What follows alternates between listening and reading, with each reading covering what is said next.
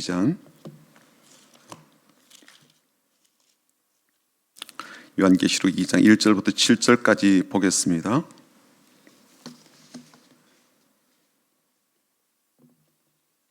요한계시록 2장 1절부터 7절까지 말씀, 에베소 교회에 주신 말씀인데요, 우리 한번 같이 읽어보겠습니다. 요한계시록 2장 1절부터 7절까지 말씀 함께 읽습니다. 에베소 교회 사자에게 편지하라. 오른손에 있는 7별을 붙잡고 7금 촛대 사이를 거니시는 이가 이르시되, 내가 내 행위와 수고와 내 인내를 알고 또 악한 자들을 용납하지 아니한 것과 자칭 사도라 하되 아닌 자들을 시험하여 그의 거짓된 것을 내가 드러낸 것과 또 내가 참고 내 이름을 위하여 견디고 게으르지 아니한 것을 아노라. 그러나 너를 책망할 것이 있나니 너의 처음 사랑을 버렸느니라. 그러므로 어디서 떨어졌는지를 생각하고 회개하여 처음 행위를 가지라. 만일 그러하지 아니하고 회개하지 아니하면 내가 네게 가서 내 촛대를 그 자리에서 옮기리라. 오직 내게 이것이 있으니 내가 니골라당의 행위를 미워하는도다. 나도 이것을 미워하노라. 귀 있는 자는 성령이 그에들에게 하신 말씀을 들을지어다. 이기는 그에게는 내가 하나님의 낙원에 있는 생명나무의 열매를 주어 먹게 하리라. 아멘. 요 시간대가 이제 국수가 퍼지는 시간이거든요. 네. 그래서 이게 퍼지면서 이게 눈꺼풀을 한없이 잡아당기더라고요. 굉장히 힘든 시간인데, 그래서 여러분들에게 주무셔도 괜찮도록 허락합니다. 네, 피곤하면 좀 이렇게 자면서, 그러나 깰 때는 또 집중해서 한번 좀 들어보면 좋겠습니다. 원래 우리 교회가 이제 지향하는 바가 하나님 기뻐하시는 교회, 이제 이 표를 우리가 지향하는데요. 하나님께서 어떤 교회를 기뻐하실까라고 한번 생각해 보면 좀 두 가지로 단순화시켜서 질문이 될 것 같아요. 어떤 거냐면, 하나님께서는 어떤 면을 중요시 여기실까? 어떤 면을 기뻐하실까? 또 반면에 어떤 부분은 이건 아니다. 그건 안 돼. 이렇게 좀 부정적인 면과 긍정적인 면, 이 두 가지를 갖고 이야기를 해볼 수 있을 것 같습니다. 안목이 중요하겠죠. 뭘 하나님께서 좋아하시는지, 뭘 부정적으로 여기시는지 우리가 그 안목을 가지는 게 중요한데, 그 안목을 잘 배울 수 있는 것이 바로 7개 주신 말씀이다라고 볼 수가 있습니다. 그래서 오늘부터 이제 7개를 보게 될 텐데, 첫 번째 교회가 이제 에베소 교회고요. 그리고 마지막 교회가 이제 라우디게아 교회인데, 어떤 분은 그런 얘기를 하는 거예요. 어떤 이야기냐면, 에베소 교회는 뭐 초창기, 그리고 그 이후에 지나가면서 점점점 교회가 이제 바뀌어지고 달라지고, 그래서 라우디게아 교회는 현대 교회, 그렇게 역사적인 어떤 흐름으로 그렇게 보는 분도 계십니다. 저는 뭐 그렇게 보기보다는 오히려 각 교회가 갖고 있는 중요한 특징들을 보는 것이 더 중요하겠다라고 생각이 됩니다. 우선 사도 요한이 이 편지를 썼고요. 이 편지를 이제 써 보낸 교회들 7교회를 보니까 위치가 아주 좀 특별해요. 지도를 한번 볼까요? 지도. 네. 요게 지금 그 터키 지방의 터키 지역인데, 왼쪽 편 바닷가 중심으로 지금 교회가 되어 있고요. 그 다음 그림 한번 보겠습니다. 네, 요게 지금 이제 7교회를 좀 확대한 부분이에요. 그래서 제일 밑에 왼쪽 편에가 에베소 교회, 위에 서머나 교회, 버가모 교회, 두아디라, 빌라델비아, 라우디게아 이렇게 되어 있으니까 쭉 이렇게 약간 반달형 같이 이렇게 그렇죠? 예, 이렇게 되어 있습니다. 계시록 2장과 3장에 등장하는 7교회에 보낸 편지를 가만히 들여다보면요, 어떤 패턴이 있어요. 그냥 마구잡이로 쓴 게 아니고, 그냥 되는 대로 쓴 게 아니라 딱 패턴, 어떤 구조를 갖고 있죠. 어떤 구조냐면, 우선 예수님 모습이 이제 어떤 모습인지를 항상 먼저 이야기합니다. 다 각기 달라요. 각 교회마다 예수님께서 나타나신 모습이 다 달라요. 그리고 그 교회에 대해서 칭찬을 하시거나 책망을 하시거나, 아니면 두 가지 다 하시거나, 이 내용이 담겨져 있고요. 그 다음에 야, 그렇게 하지 않는다면, 고치지 않는다면 이렇게 될 거야 라고 경고하시는 내용도 같이 들어가 있습니다. 그리고 교훈을 하시죠. 그렇게 하지 않고 이렇게 해라 라고 교훈하시고, 제일 마지막에는 그렇게 내 말을 따르고 이기고 승리하는 사람에게는 이런 복이 있을 거다라고 약속의 말씀을 주시게 됩니다. 그리고 재미있는 사실은 뭐냐면, 매 교회마다 계속 어떤 특징이 나타나는 면 안다. 내가 다 알고 있지. 그런 이제 반복되는 그러한 단어도 보게 됩니다. 말하자면 교회 내부적 사정도 잘 알고 있고 교회가 어떤 상황을 겪고 있고 어떤 환경 속에 노출되어 있는지 외부적 환경도 잘 안다.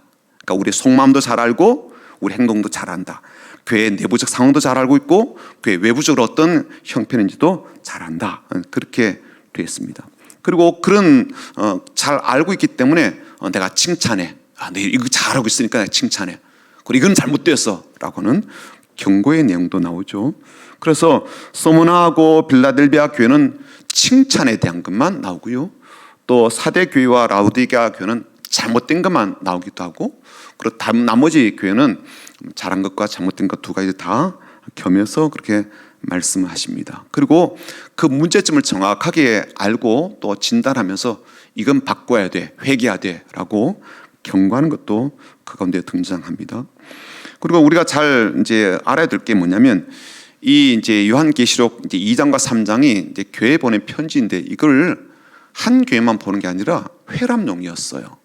그러니까 에베소 교회에 보낸 편지는 에베소 교회만 보는 게 아니라 그 다음 교회 다른 교회도 함께 보도록 그렇게 회람용으로 주었다라는 것을 알면 좋겠고요. 이게 매우 중요한 어떤 의미가 있겠다 싶은 거예요. 왜 그런가 하면 이렇게 다 주변에 이렇게 흩어져 있잖아요. 그렇죠? 이렇게 뚝뚝 떨어져 있는 게 아니에요. 다른 나라에 있는 게 아닙니다. 다 터키 지방에 이렇게 오밀조밀 모여 있는 교회에 보낸 편지니까 이쪽 한쪽 교회가 어떤 영향을 받게 되면 다른 쪽도 비슷한 영향을 받을 가능성이 많겠죠. 그렇죠? 예. 그러니까 신천지가 지금 이제 우리나라에서 많이 활동하고 있으니까 우리나라에 있는 교회들이 상당 부분 영향을 많이 받을 겁니다. 해외에 있는 교회보다도. 그렇죠? 그러니까 지금 터키 아래 지방에 있는 요 7교회가 비슷비슷한 어떤 그런 거리 속에 있기 때문에 이쪽 한 교회가 어떤 악한 영향을 받거나 이러면 다른 쪽도 그런 영향에 노출될 가능성이 참 많은 겁니다. 그러니까 에베소 교회에 대한 말씀이 다른 교회도 충분히 의미가 있게 들려진다라고 그렇게 보면 좋겠죠. 오늘은 첫 번째 교회인 에베소 교회부터 우선 시작을 해보고요. 아마 이 사도 요한이 반모라고 하는 섬에 지금 유배가 되어 있습니다. 유배가 된 상태에서 편지를 써서 아마 그것을 전달하게 되었는데 편지 배달부가 아마 제일 가까운 반모섬에서 제일 가까운 에베소 교회부터 시작해서 이렇게 쭉 돌았지 않을까, 그 순서대로 그렇게 이해해 볼 수가 있을 것 같습니다.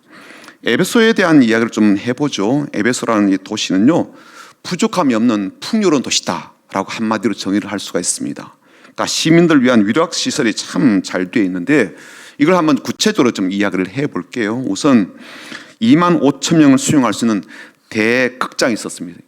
그 당시에 말하자면 2000년 전에 2만 5천 명이 들어갈 극장이라면 규모가 어마어마한 거예요. 그렇죠? 어마어마합니다. 우리가 지금 몇 명 되죠? 우리가 한 330석 정도밖에 안 되거든요. 2만 5천 명이 들어가서 볼 수 있는 어떤 그런 경기장이다. 그러면요, 규모가 어마어마한 거죠. 그리고 체육관도 있었고 음악당도 있었고요. 거대한 공중 목욕탕도 있었습니다. 그리고 지식인들을 위한 도서관도 있었고요. 학교도 있었고 또 여행자들이 많이 찾아오니까 여행자들을 위한 여관이라든지 육악은 뭘까요? 집창촌 같은 거예요. 성매매할 수 있는 이러한 것도 잘 갖춰져 있었다 합니다. 이게 잘 갖춰진 건지 어쨌든 그랬다는 거예요.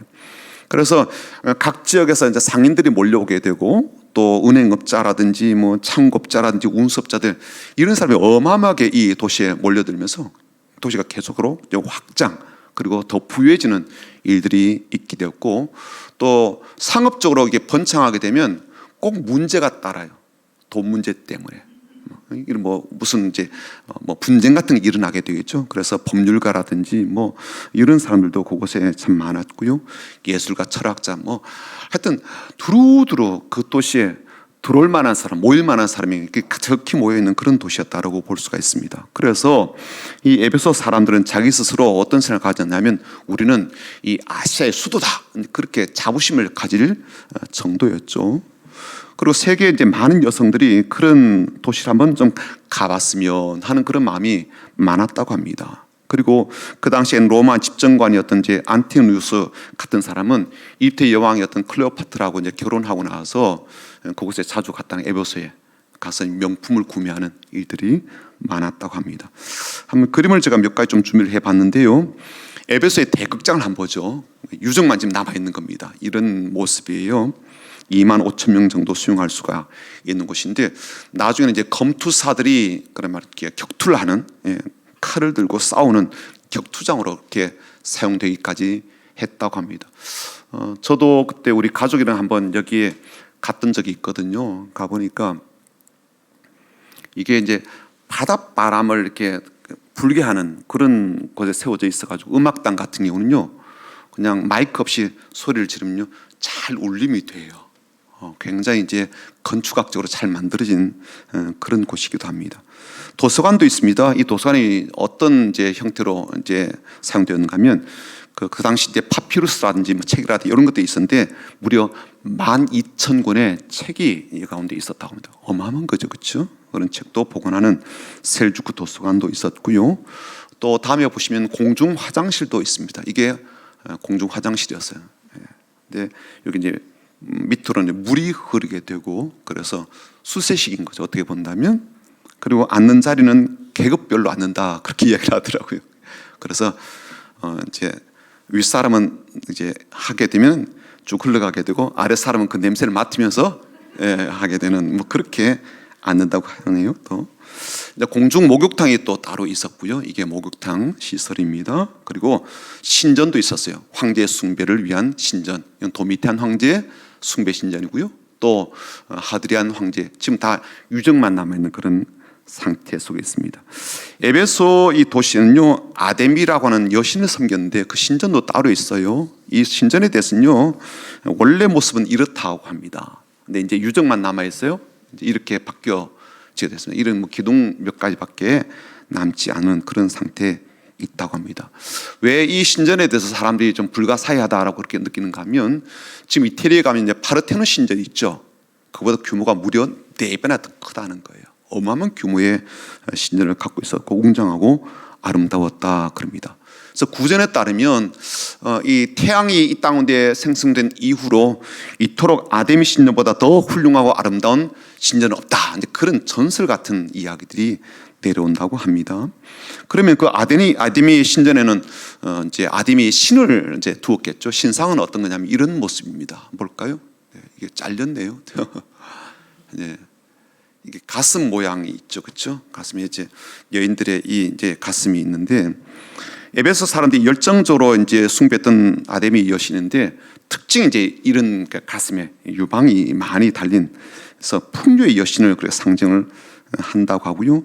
이 머리에는 이제 바벨론 어떤 상징하는 성 같은 것 그런 게 있고 몸에는 이제 사냥꾼을 특징하는 뭐 그런 짐승들을 이 부조로 이렇게 조각을 해 두었다고 합니다. 그래서 5월에 아데미 이제 여신 축제 날이 되게 되면 이 그 가슴에 있는 유방 숫자가 24개인데 이 여자 흰옷 입은 사제 24명이 앞장을 서게 되고 뒤에는 이제 남자 사제들이 이제 따라가면서 호위병처럼 그렇게 뒤따른다고 합니다.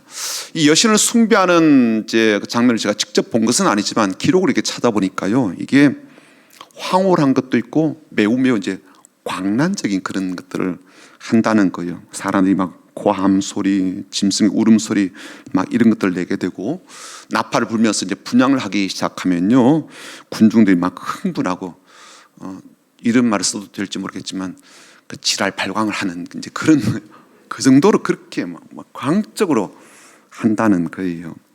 그리고 이게 이제 계속 이어지면서 어떤 일이 벌어지는가 하면 이제 음탕한 이제 일을 하는 거예요. 그래서 그러니까 여사제들이 말하자면 이렇게 장녀가 되어서 그런 성적 행위를 하게 되고 그러면 이 땅인데 그 신이 큰 복을 내린다, 풍요롭게 한다, 이제 그런 믿음을 갖고 있습니다. 그러다 보니까 에베소 도시가 매우 도덕적으로는 좀 타락한 그런 도시이기도 합니다. 그래서 아까 집창준 이야기도 나온 거고요.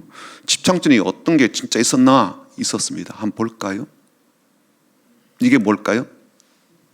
발 모양이죠, 발 모양. 그렇죠? 요 크기의 발 모양 이상인 사람만 들어갈 수가 있다. 예, 그런 뜻이라고 합니다. 그러니까 19세 이하는 안 돼. 뭐 그런 이제 의미로 이렇게 돼 있다고 하죠.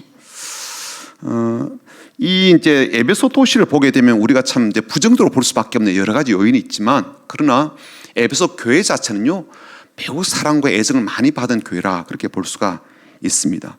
우선 제2차 선교 여행 때 이제 사도 바울이 이 교회를 이제 방문하려고 했지만 무산이 되었죠. 누가가 쓴 사도행전을 보게 되면 성령께서 아시아에서 이제 복음을 전하지 못하게 막으셨다라는 내용이 나오게 되는데, 나중에 돌아오는 길에 이제 에베소 교회에 이제 들리려고 그렇게 생각했었는데, 그만큼 에베소 교회가 당시 이제 선교 전략지로 아주 요충지였다는 것을 알 수가 있습니다. 그리고 이제 제3차 선교 여행 때 에베소로 가가지고 한 2년 반 동안 있으면서 굉장히 큰 일들을 준비하고 감당하게 되었죠. 집집마다 강연도 하게 되었고 또 방문해서 복음을 전하는 그런 일도 있었는데요. 놀라운 일이 벌어지게 되었습니다. 막 귀신이 떠나고, 심지어 사도 바울의 몸에 지녔던 어떤 물건을 갖고 가서 그것을 다른 사람의 몸에 얹어놓으면 막 병이 낫는 이런 일도 있었죠. 그러니까 사도 바울이 쓰던 이제 손수건을 갖고 가서 환자의 몸에 얹게 되면 귀신이 쫓겨난다든지 병이 낫는 이런 일도 있었습니다. 그러니까 그 도시에 새로운 영적 바람이 불게 된 거죠. 어떤 바람이, 야 진짜 하나님이 계시다, 아데미 여신을 섬길 게 아니라 하나님을 섬겨야 된다, 예수님 섬겨야 된다, 그렇게 해가지고 마술하던 사람이 자기들의 책을 갖고 와서 불을 태우는 그런 일도 있었습니다. 어마어마한 일이었죠. 근데 문제는 이게 아데미 신을 섬기는 사람 혹은 그 신상을 조각해서 파는 사람들에게 치명적인 문제에 어려움을 갖고 오게 된 겁니다. 왜냐하면 이게 막 장사가 되고 팔려나가고 이래야 되는데 사람이 자꾸만 이쪽으로 오는 게 아니라 저쪽 편으로 돌아가니까, 예수 믿는 쪽으로 사도 바울이 전하는 복음으로 막 돌아가니까 이 양반들이 뿔이 나는 거예요. 우리 굶어 죽게 생겼다, 우리 사업 완전 망하게 되었다라고 해서, 그래서 사도 바울을 데려다가 패고 막 이런 일이 있었습니다. 결국은 그 도시에 이제 도망칠 수밖에 없었던 것이죠. 그래서 사도 바울이 이제 디모데에게 이 에베소 교회를 맡기게 되었고, 또 그런 와중 속에 사도 바울이 감옥에 갇히게 되었을 때 쓴 편지가 바로 에베소서입니다. 그 교회에 보낸 편지가 에베소서이고, 디모데에게도 이 교회를 잘 섬기도록 보낸 편지가 있죠. 사도 요한은요, 이 전승에 따르게 되면 1세기 말려 본인의 어떤 이제 후반부에 디모데를 대신해서 아마 에베소 교회를 섬겼지 않을까 그렇게 봅니다. 그리고 사도 요한에 썼던 요한 1서가 어쩌면 에베소 교회에 보낸 편지가 아니었겠나 그렇게 보는 분도 있습니다. 그래서 밤모섬에 갇혔지만 이 7개 교회 중에서 제일 먼저 에베소 교회에 보낸 편지가 먼저 나오는 것도 바로 그런 이유가 아니겠는가 그렇게 추측을 합니다. 결론적으로 이야기하자면 이 에베소 교회는요 그래도 말씀으로 잘 다져진 교회다. 왜 그런가 하면 사도 바울이 그 교회 훈련시켰죠. 그 다음에 목회자였던 믿음의 아들이었던 디모데가 또 훈련했죠. 그 다음에요 사도 요한이 훈련시키고 심지어 이 편지도 보내고 교육을 계속했으니까 아주 말씀으로 잘 다져진 교회, 훌륭한 목회자들이 돌보았던 교회다라고 볼 수가 있습니다. 자, 오늘 본문으로 좀 들어가 보면요, 이 교회를 향해서 이제 주님께서 말씀하시면서 보여주신 이제 모습이 있는데 1절이 그렇게 되어 있습니다. 에베소 교회 사자에게 편지하라. 그 다음에 나타나신 환상의 모습이 이렇습니다. 오른손에 있는 7별을 붙잡고 7 금촛대 사이에 거니시는 이가 이르시되, 7별을 붙잡고 있고 7 금촛대 사이로 다니시는 모습을 그려주고 있습니다. 7별은 이제 7 사자, 그렇죠? 교회 사자들을 의미하고 7 촛대는 7 교회들이다라고 했는데 7별을 지금 어떻게 해요? 붙잡고 있다라고 했으니까 이것을 우리가 소유하고 있다라고 볼 수가 있을 겁니다. 말하자면 이 교회는 어떤 한 개인이 소유한다든지 뭐 그런 게 아니라 하나님께서, 우리 주님께서 그렇게 소유를 하고 계시다. 교회 공동체를 향한 주님의 마음을 우리가 좀 읽어볼 수 있는 그런 부분이고요. 7 금촛대로 사이로 다니신다. 이 내용은 주관하신다 그렇게 볼 수가 있습니다. 그러니까 교회도 소유하시고 교회도 주관하시는 분은 우리 주님이시다 그렇게 볼 수가 있겠죠. 더 중요한 것은 그 주님께서 말씀을 하신다는 거예요. 때때로 침묵하실 때도 있지만, 그러나 지금 7 교회는 계속해서 주님께서 말씀하시는 그러한 분으로 우리에게 비춰지고 있습니다. 자, 그런데 그렇게 말씀하신 주님께서 에베소 교회를 향해서 하신 말씀이 뭐냐면 첫 번째는 칭찬이었어요. 어떤 칭찬인가 한번 볼까요? 긍정적인 면인데 첫 번째는 네 수고를 안다, 그런 말씀이 나오고요. 그 다음에 너의 인내를 안다, 그런 말씀도 나오고요. 세 번째는 네가 참 바른 신앙을 갖고 있구나, 그렇게 칭찬을 하시게 됩니다. 먼저 수고를 안다라는 것은요, 그들이 얼마나 하나님 앞에서 최선을 다해 섬겼는지 그 땀과 수고를 안다, 약한 사람을 돕고 섬기는 일을 잘했구나라고 하는 그런 칭찬입니다. 두 번째는요, 인내를 안다, 그런데 아마 이런 인내 같아요. 지금 에베소에는 지금 가장 강력하게 아데미 신을 섬기고 있잖아요. 여신을 섬기고 있단 말이에요. 그리고 그것으로 수입을 얻고, 그리고 그것으로 계속적으로 사람들에게 우상을 섬기하는 세력이 굉장히 강력하게 불이 내리는 그런 도시인데, 그 가운데 사도 바울이 들어가서 설교하면서 또 많은 고초를 겪었잖아요. 복음을 받아들이는 사람도 있었지만 오히려 공격하는 사람도 있었단 말이죠. 그래서 사도 바울이 다른 도시로 갈 수밖에 없었는데, 그런 도시에 세워진 교회라면 얼마나 많은 핍박이 있었겠어요. 그렇죠? 얼마나 많은 공격이 있었겠냐고요. 그런데도 그런 핍박과 비방을 잘 이기냐고 잘 극복했다라고 주님께서 칭찬을 해 주십니다. 그래서 그 충성심을 알기 때문에 3절에 뭐라고 되어 있습니까? 또 네가 참고 내 이름을 위하여 견디고 게으르지 아니한 것을 내가 안다라고 말씀하시죠. 세 번째, 바른 신앙을 안다 그랬는데 이건요 2절에도 나오고 6절에도 나옵니다. 한번 볼까요? 내가 내 행위와 수고와 내 인내를 알고 또 악한 자들을 용납하지 아니한 것과 자칭 사도라되 아닌 자들을 시험하여 그의 거짓된 것을 내가 드러낸 것과, 또 6절 또 나옵니다. 오직 내게 이것이 있으니 내가 니골라 당의 행위를 미워하는도다, 나도 이것을 미워하노라 그랬습니다. 그러니까 이 바른 신앙을 세워가는 과정 속에 어떻게 했는가 보았더니 악한 자들을 용납하지 않았대요. 또 자칭 사도라고 하지만 그렇지 않은 사람을 잘 테스트해서 그런 사람을 가려내고 분별을 해내었다는 거예요. 니고달랑의 이제 행위도 미워했다. 그런데 이 악한 자들이 누구인지, 니골라당이 어떤 사람인지 알지 못해요. 기록으로 남아있지 않기 때문에. 그래서 대체로 아마 에베소에 거짓 사도로 혹은 거짓 선지자로 교사도 들어와서 아마 교회를 어렵게 하거나 자칭 본인이 사도인 것처럼 행세하는 그런 사람들이었지 않을까, 그렇게 여기는데, 추측하는 것은 이런 것도 있어요. 어떤 거냐면, 왜 초대교회에 7집사가 있죠, 그렇죠? 7집사 중에 안디옥 사람 니골라라는 사람이 있거든요. 이런 사람이 있어요.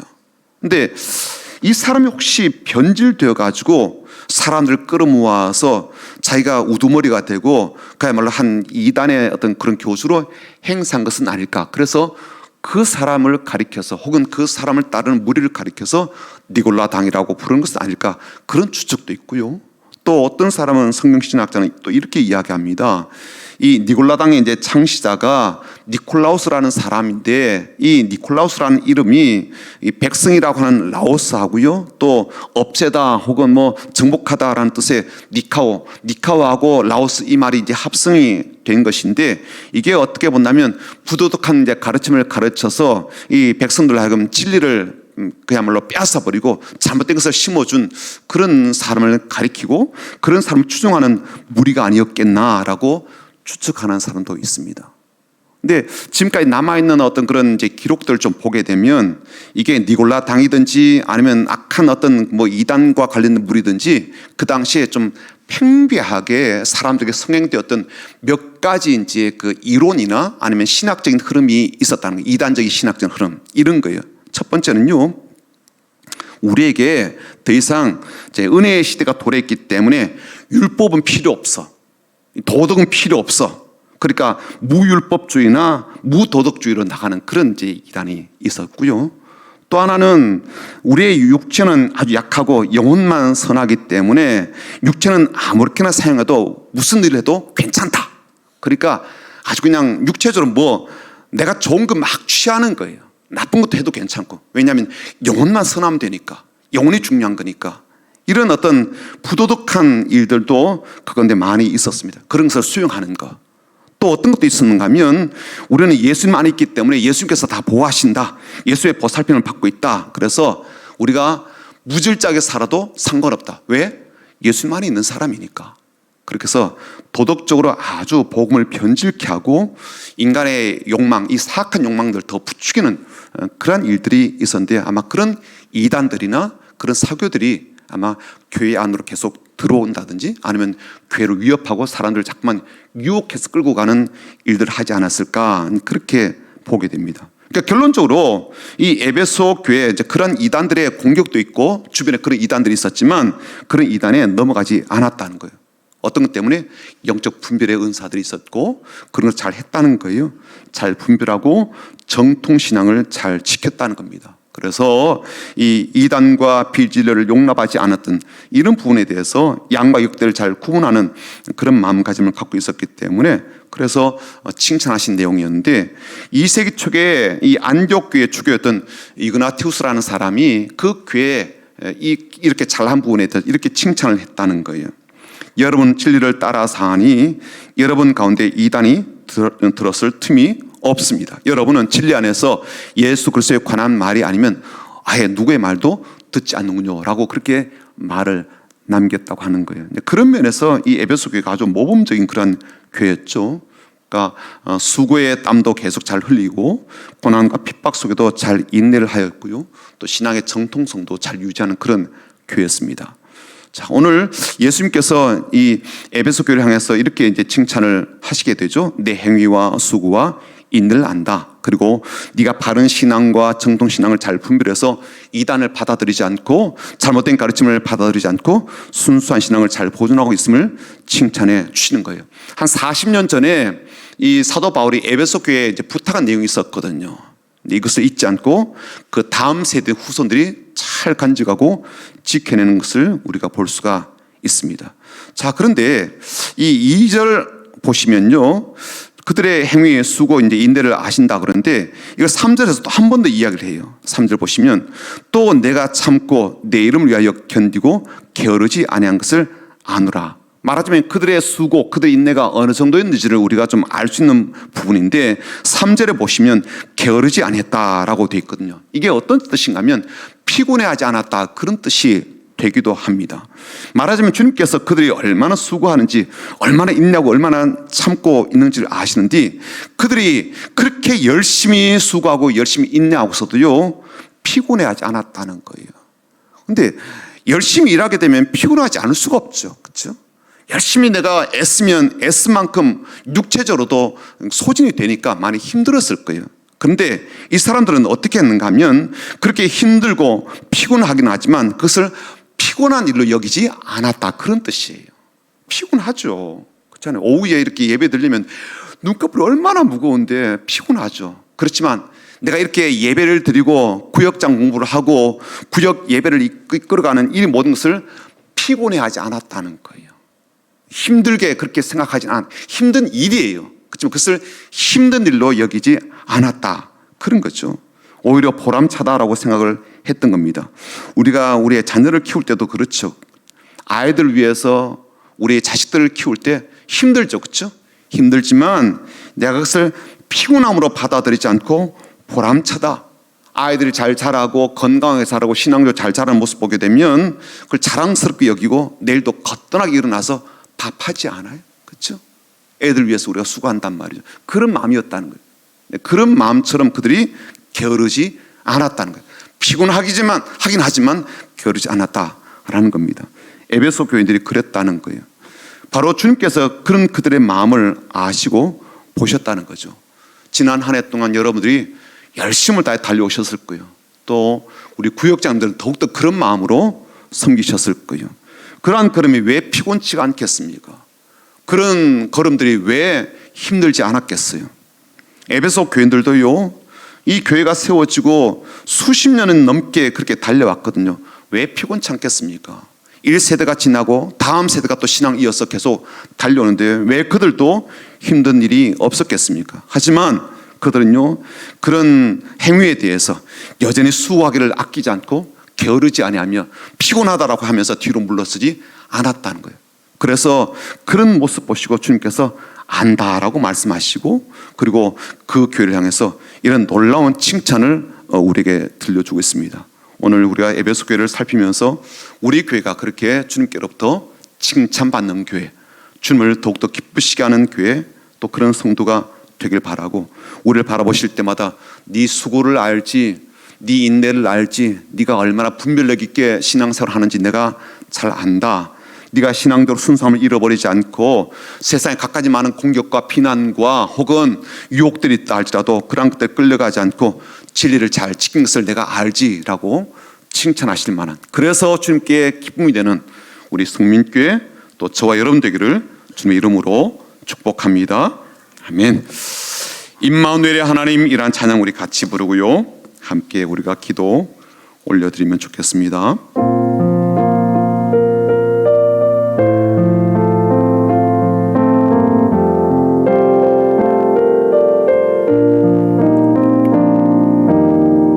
삶에 지쳐 있을 때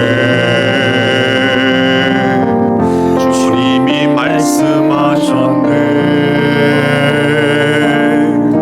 내가 너와 함께 하리니 어서 일어나거라. 주의 영광 위하여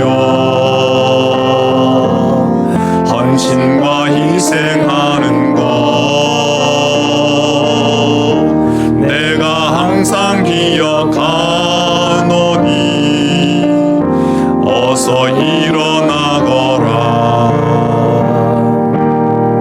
임마누엘의 하나님 나와 함께 하시라. 하나님 아무 염려하지 말아라. 말씀하신 하나님 임마누엘의 하나님 나와 함께 하시라. 하나님 모든 형편하시고 도와주신 하나님. 세상 일이 힘들고 세상 일이 힘들고 어려움이 있다 하여도 내가 너와 함께 하리니 아무 걱정 말아라. 그 말씀을 믿으며 주님만 바라보나니 나를 항상 도와주시는 그 사랑 때문이라. 임마누엘의 하나님 나와 함께 하시라. 하나님 아무 걱정하지 말아라. 말씀하신 하나님 임마누엘의 하나님 나와 함께 하시라. 하나님 절망 속에 있을 때 함께 하신 하나님. 우리 마음을 모아서 기도하면 좋겠습니다. 어제가 그 임직식에 갔을 때 그 목사님 한 분이 그런 이제 권면을 하시는 거예요. 여러분 두 가지만 잊지 않으시고 붙잡으시면 됩니다. 한 가지는 본질입니다. 본질, 그렇죠? 교회의 본질, 신앙의 본질, 믿음의 본질, 진리의 본질, 이 본질을 붙잡는 게 중요합니다. 또 한 가지는 본분입니다. 그 본분은 이제 내가 해야 될 일이잖아요, 그렇죠? 목사의 본분이 있을 거고요, 성도의 본분이 있을 겁니다. 엄마로서의 본분도 있겠죠. 사회생활하면서 우리가 가질 본분들이 있습니다. 당연히 주님 안에서 신자의 본분도 있을 거예요. 우리 교회는 교회에 본분이 있을 겁니다. 이 본질과 본분을 꼭 붙잡으십시오 그러더라고요. 에베소 교회가 그 본질과 본분을 잘 붙잡고 나가던 교회 중에 한 교회라고 생각이 됩니다. 올 한 해 우리 교회가 본질과 본문을 잘 붙잡고 우리 성도들이, 우리 청년들이 본질과 본문을 잘 붙잡고 달려나가는 성도 되게 하옵소서. 그렇게 기도하면 좋겠습니다. 우리 함께 마음을 모아서 간절함 담아 기도하며 나갑니다. 하나님 아버지, 오늘 교회에 대한 첫 시간 그리고 에베소 교회를 살피면서 하나님께서 우리에게 무엇을 기뻐하시고 어떠한 것들에 대해서 부정적으로 여기시는지를 우리가 살펴보았습니다. 긍정적인 것은 잘 붙잡도록 도우시고 부정적인 것은 우리에게 잘 제하여 나가는 그런 과정이 되게 은혜를 도하여 주옵소서. 삶이 때론 지치기도 하고 참 피곤하기도 하고 여전히 새해가 되었지만 삶이 녹록지가 않다라는 그런 마음이 들어서 마음이 어려워지거나 발걸음이 많이 지쳐있는 그런 이들이 있다면 주여 함께하여 주옵시되 새 힘 도하여 주옵시고 오늘 에베소 교회에 하신 말씀처럼 네가 참고 내 이름을 위하여 수고하며 견디고 있는 것을 내가 잘 아노라 라고 말씀하여 주시며 네가 게으르지 아니한 것까지 내가 잘 안다라고 말씀하여 주셔서 다시 용기 다시 힘 얻도록 도우시며 우리에게 주어진 진리의 본질, 우리에게 주어진 사역의 본질, 우리에게 주어진 신앙의 본질, 이 본질을 잘 붙잡도록 도우시며 우리에게 맡겨신 이 본분도 잘 감당하는 우리들이 될 수 있도록 은혜를 도하여 주옵소서. 새해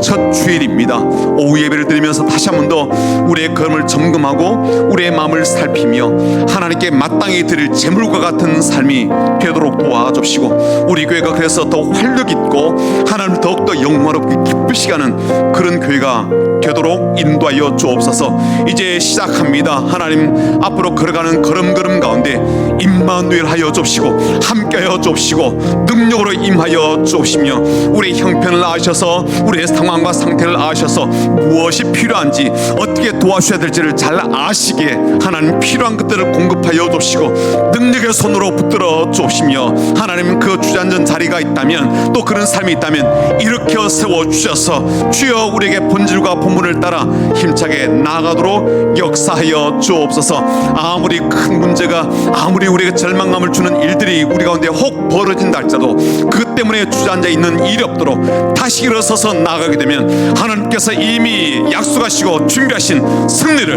놀란 복을 하늘의 큰 기적의 역사를 우리의 삶 가운데 내려 주실 줄 믿습니다. 그래서 우리 모두가 기적의 주인공이 되게 하시고 하나님의 복을 받아 누리는 주인공이 되게 하시며 그런 복을 흘려보내는 복된 교회가 되도록 간섭하여 주옵소서. 오 주님, 우리들과 함께 하심을 믿습니다.